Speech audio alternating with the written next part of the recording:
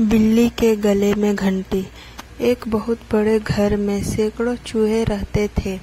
वे चारों ओर उछल कूद करते हुए अपना पेट आराम से भर लेते थे और फिर जब उन्हें खतरा दिखाई देता तो बिल में जाकर छिप जाते थे।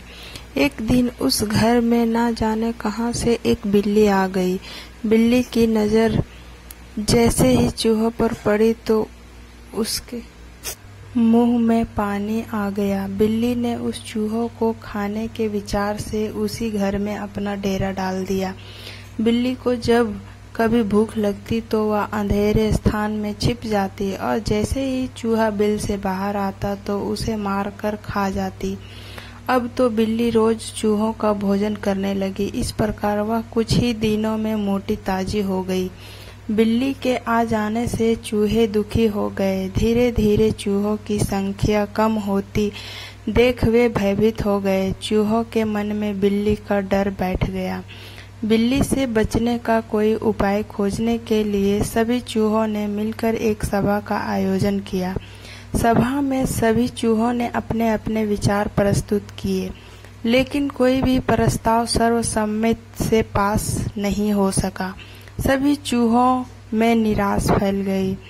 तब एक बूढ़ा चूहा अपने स्थान पर खड़ा होकर बोला, भाइयों सुनो, मैं तुम्हें एक सुझाव देता हूँ जिस पर अमल करके हमारी समस्या का हल निकल सकता है। यदि हमें कहीं से एक घंटी और धागा मिल जाए तो हम घंटी को बिल्ली के गले में बांध देंगे। जब बिल्ली चलेगी तो उसके गले में बंधी हुई घंटी भी बजने लगेगी। घंटी की आवाज़ हमारे लिए खतरे का संकेत होगी। हम घंटी की आवाज़ सुनते ही सावधान हो जाएंगे और अपने अपने बिल में जाकर छिप जाएंगे। बूढ़े चूहे का यह सुझाव सुनकर सभी चूहे खुशी से झूम उठे और अपनी खुशी प्रकट करने के लिए वे नाचने गाने लगे।